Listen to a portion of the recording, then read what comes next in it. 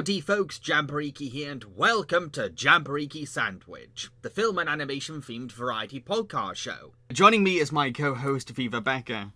Good morning. Morning? Well, it'll be morning for you, won't it? Good evening. Whatever zone you're in right now. Here is your accustomed greeting. Okay, so Viva, what have you been watching recently? I recently watched Color Out of Space with Nicolas Cage in it. Is that the film where it's like an alpaca farmer? Yes. It's an indie film, but it's an indie film that's gotten more traction than most indie films get. And I think that's probably because of Cage. Yes, because it's the crazy Nick Cage alpaca farmer movie. I think it definitely feels like something that's not your typical Hollywood movie. Just the way that the story is told, it doesn't really have normal pacing or the normal energy that you would think of behind the story. It's based off of a short story, but it's a full-length movie, and they don't really pad it out too much. So things are happening, but it's not like a standard Hollywood movie where there's always got to be a really dense story going on. It feels like you're watching things happening, but it doesn't really feel like you're watching a story. There's some puppets in it, some practical effect puppets. Yes. The puppets look like the ones that are in The Thing. So if you liked some of the puppets that were in The Thing and you want to see another version of that kind of puppet, there's one in the movie. You know that I love my hamminess, so Nicolas Cage fits that, and I love my apocalyptic horror, so that's, taps into my interests. I've just finished watching the Willoughbys, the new Netflix, I think it's Canadian, it's like a Canadian CGI film, but it's made to look like stop motion, like the Lego movies.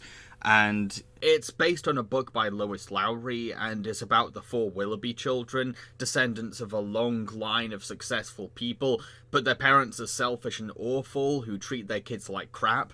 The children trick their horrible mother and father into going on holiday, and they get a fun-loving nanny to look after them. It's okay. It's if you're looking for cute fluff to pass the time or keep your kids distracted during quarantine, it's fine. I just wouldn't say that I loved it. I just liked it and enjoyed it fine. I think my biggest problem with it is that it tries way too hard to be quirky, and it really likes to draw attention to like how quirky it is. Mm-hmm. And it's always reminding the audience, this is strange, isn't it? It's weird. And it doesn't help that the narrator is also constantly saying, this is not your typical story. No, it's gonna get dark. Ooh, oh, isn't that child weird? And from those descriptions alone, you start to think of something very obvious, and that's a series of unfortunate events. And the problem is, it doesn't really do much different to a series of unfortunate events or other stories like this, say Matilda or Despicable Me. It's not that different. It can get a bit rainbow-coloured and a bit silly, but other than that, it's the same ideas and same themes. So yeah, I wasn't that impressed. And Ricky Gervais was a really weird choice as narrator. Mm-hmm. He works when the narrator has to sound a bit like sarcastic, but when he has to sound sincere, I don't buy Ricky Gervais doing sincere. It's also painfully predictable. You know exactly how the movie will end because it's far from subtle about setting up its solution for these poor kids. You could argue that the journey to the ending is the real meat of everything, but not really, because the story is all over the place. It's over-bloated with too many plots that the film struggles to juggle. Don't get me wrong, it's really impressive on a stylistic level, with the visuals and designs looking intentionally handmade, like an arts and crafts project. But this just comes off as a shallow praise when the script is rougher than a cactus branch. Like I said, cute fluff to pass the time. If what I've described sounds fun to you, give it a go, but it's not something that I urge people to watch. There's better stuff out there.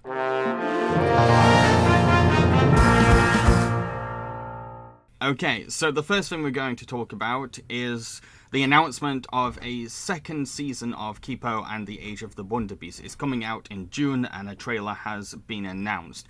Viva, have you seen the show? No. Right, okay, so am I going to be doing a lot of the talking for this one? Probably. It doesn't look too interesting to me. I wasn't very interested by the trailer, so I'm not very excited. Well, for those of you who don't know, Kipo and the Age of the Wonder Beast is a DreamWorks cartoon series based on a webcomic by Radford Seacrest. Its first season was released on Netflix back in January and lasted about 10 episodes. The show is set in a timeline on Earth when humans live underground in burrows and the world has been taken over by anthropomorphic animals called mutes. It centres on a teenage human girl called Kipo who ends up on the surface after a terrible mute quake. She teams up with a little girl called Wolf, a teenage boy called Benson, and his insect friend Dave as they try to find Kipo's secret backup emergency burrow with help from her dad's coded messages. So it's basically Gurren Lagann. I've not seen that, but I will be reviewing that soon, so... It sounds like you're describing a rip-off plot of Gurren Lagann. Personally, I found the show to be really great. It's rough around the edges and needs more development, but the charm is really there. The camaraderie between the kids is natural and full of warmth, the mutes themselves are rich in variety and make for fun enemies, plus the comedy is consistently funny. The villain didn't really live up to his ominous build-up, but he's still very intimidating and creepy. I also particularly love how it explores empathy in a dystopian world, how it may be possible to make peace without resorting to violence, even though this is a world full of monsters eager to fight or hunt humans. As for Season 2, I'm not sure what to really expect. Season 1 ended in a way that sort of takes the narrative back to the status quo, and the trailer seems to be showing more of the same as before. So, my fear is that we're just going to get a rehash of the first season, which I really hope isn't the case. The show's biggest weakness is its world building, because a lot of this setting seems vague or unclear, and I really hope that Season 2 bridges some gaps and fills certain voids. Season 1 impressed me enough to want more, but I hope that the story continues with progression and new developments, because the potential for bigger ideas is really there. What I can say with certainty, based on the trailer, is that we will get to see Kipo using her newly discovered powers with more confidence.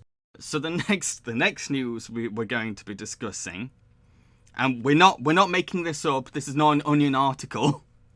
Tom Cruise is going to make a movie in space with Elon Musk's SpaceX program. Thoughts, Viva? I think it's a lot of resources to be dedicating to a publicity stunt. I think that it's basically that's what they're going to get out of it. It's just going to make the movie way more difficult to shoot for everyone.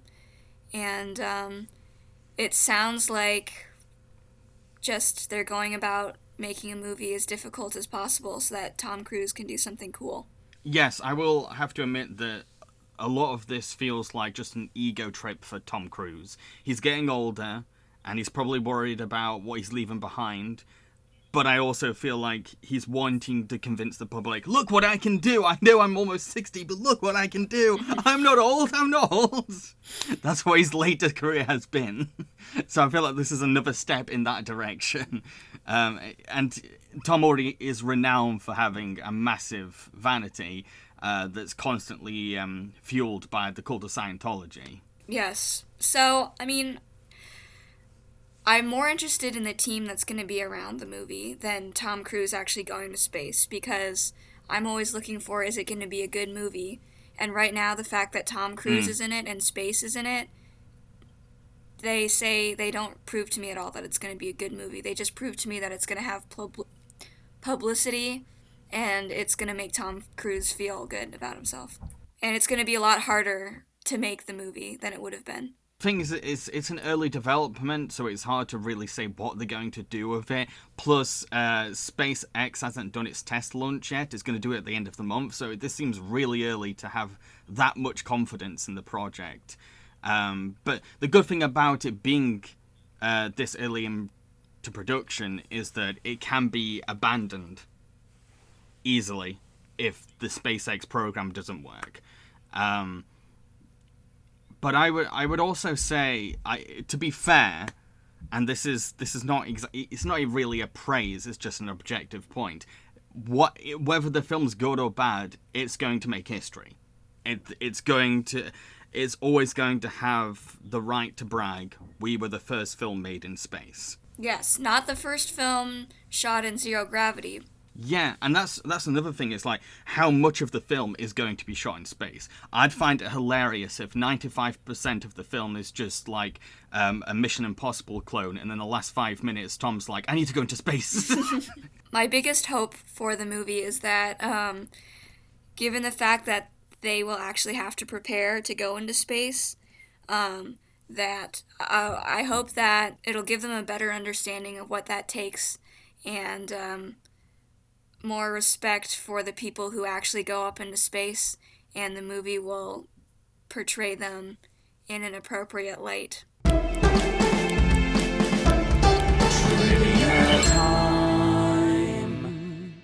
According to director Taika Waititi, Thor Ragnarok was 80% improvised with ad-libbed dialogue. Space Jam's original promotional website can still be found online, exactly as it appeared in 1996. John Williams has stated that The Rise of Skywalker would be the final Star Wars film for which he would compose music for. Joaquin Phoenix has called perfecting Joker's laugh the toughest part of playing the character. He based the laugh on videos of people suffering from pathological laughter. According to Sean Astin, he was allowed to keep the Goonies treasure map used in the film. Several years later, his mother, Patty Duke, discovered it, thought it was just a crinkled piece of paper, and threw it in the trash. Oh dear.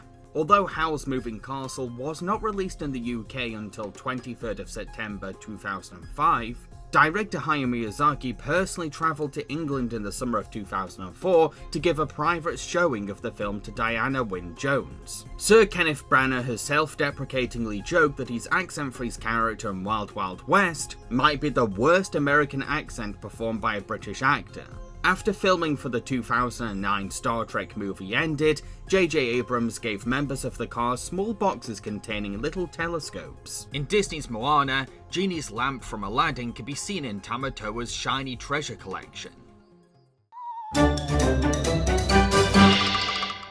In this episode's Cartoon Shake, we will be reviewing the Wild Thornberrys episode Blood Sisters, which is about the Thornberrys visiting the home of a Dr. Spinoza, who is an old flame of Miriam's and houses an exceptional population of bats. Nigel and Miriam are surprised to see that the once handsome and dashing Spinoza is now a weird-looking eccentric who gives off vampire vibes. While on their trip, Eliza and Debbie keep pranking each other. Debbie takes advantage of Eliza's fear of vampires, and Eliza pays back by exploiting Debbie's phobia of bats. It's then later revealed that this strange guy is just a village idiot, and the kids find the real Dr. Spinoza in the bat caves. So how well do you know Wild Thornberrys? Not at all, and I don't know Rugrats either. Right, okay, so you're not very familiar with, like, the Klasky Chupo world. No. Right, okay, that's cool. I'm not, like, a super fan or anything. I like it, and I do sometimes watch it. I've not watched every episode. The main reason I watch it is for Nigel Thornberry, Yes. if I'm honest. Only good thing about it, Nigel Thornberry. This is a very popular episode for fans. On the one hand, I can see why. On the other hand, I don't know. Because I did grow up watching this episode. I had it on DVD on this Nickelodeon Halloween collection. Mm-hmm. And me and my brother and some friends just watched the episode and really enjoyed it. And I rewatch it now and I'm like, no. And I would go as far as saying this is not an episode that best represents the show. It really isn't. It's quite different for good and bad. So my first issue would be that it's very repetitive. Like, it's just the same setup, same gag, same joke all the way through. Like, Debbie pranks Eliza, Eliza pranks Debbie. We cut to Dr. Spinoza acting weird, and then Nigel and Miriam being like, oh, that's strange. That is pretty much most of the episode until we get the twist. Mm-hmm.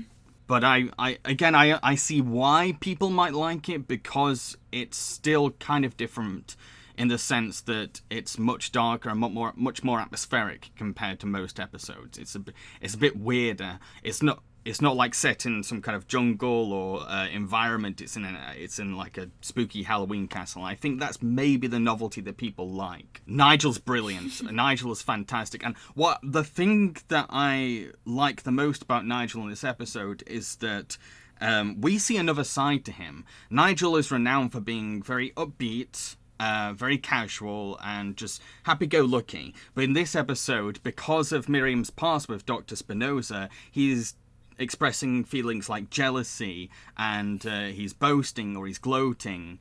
And that's another side to him, and I find that quite interesting. Yeah. Is it because of her past, or is it because she has to bring it up literally every single scene she's in? Though, because she was kind of being a little mean about it. Like, I was like, this is uncalled for now. Yeah. This is too much. I don't blame Nigel for getting a bit pissy, to be honest. Yeah. But yeah, what would you say are the funniest lines that Nigel had, though? I really liked the one where when she first brings it up, she goes on this long rant about it, and Nigel's just like, ow. You know, I took Dr. Spinoza's biology class in college. Oh, I almost dropped out of Berkeley to go with him on an expedition to study the fruit bat. I must say, dearest, I didn't know you had such a passionate interest in bats. I didn't. Oh. I love it when he does that. I mean, like, the twist itself is pretty predictable and not that great. You can tell that he's trying too hard to pretend to be this vampire guy. But what I liked about the twist was seeing Nigel finally meeting the real Dr. Spinoza, and he's like, oh, actually, Miriam, you're right, he's quite handsome, and it's just his doppelganger. That says so much about his character. I love that. Another thing I didn't like was that this is possibly the only episode on bats, and the bats barely appear in it, and they have like one line, and that's it. And one of the things I like about this show is that if you have a favourite animal, there's possibly an episode on that animal. And if I had a friend that said, hey, I want to see an episode on, I don't know, a cheetah or a baboon, I'd be like, yeah, that one. And I feel like I've been misleading people if I said, yeah, this is the bat episode. Because it's not. There's bats in it, but they're not characters. Yeah, they don't really say much about bats. The only thing they say is the stuff that Nigel says about them, kind of. Okay, so any other points about this episode? Well, I thought it was a bit rich that throughout the episode they're making fun of how disgusting looking this village idiot is. And it's a bit rich when every character looks that disgusting. That's all I'm going to say. They're like, oh, what a horrifying face. I'm like, you all look disgusting. The character designs are disgusting. My eyes were bleeding as I watched the episode. I don't know why people wanted to watch that. The thing is, I quite like classic Kipo character designs, but that's me. I love weird stuff, and I love strange-looking things. That's just me. But at the same time, completely understand people being repulsed by it. My favourite quote was, I read this review of the Rugrats movie, and a reviewer described the characters as cottage cheese heads. I was like, that's brilliant. My final impression on it would be, I wouldn't recommend just watching it if you've never seen the show and you don't already like the characters. No. Because this is not going to make you like the characters at all, and it's not going to make you really like the show. I'd say only watch this if you're a big fan of Nigel Thornberry and it's Halloween. That's what I did. Time for the show to come to a close, as me and Viva have a final showdown in a mega challenge. Mega Challenge! For this month's mega challenge, we will be playing a simple game of Complete the Movie Quote. Are you ready, Viva? Yes, I've got your quotes right here. I've got your quotes here too. Bring it! I don't think I'm going to be very good at this, by the way, but whatever, you need more points, don't you? Okay, right. Is this just going to be pity play now, is it? I made mine pretty easy, so I'm hoping you made yours pretty easy. Okay, so my first quote for you is this. Oh no, it wasn't the airplanes, it was blank killed the blank. From King Kong. Okay, say the quote again. Oh no, it wasn't the airplanes, it was blank killed the blank.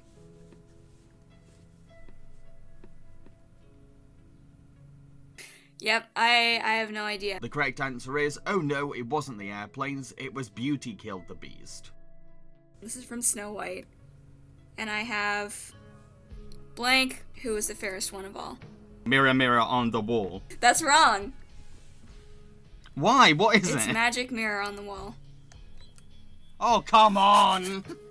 One of the most misquoted God lines damn of it. all time. Right, so we're playing this pedantically. Okay, fine. Right. I thought you were gonna be really good at it. Yeah, I am good, but then you're like, no, well, technically! I just thought that was a piece of trivia that you would know because you're like an animation. There's gonna be, you're gonna give me a quote and it's like, no, you missed that, so no! If you missed that, that's fine, okay? I'll give it to you if you missed that. Okay, my next quote, and this is way easy. I'm the blank of the world, from Titanic. I'm the king of the world. Yes, there we go. Well done. I've seen that movie. It's so long. It's like 4 hours long. This one is from the first Pirates of the Caribbean movie.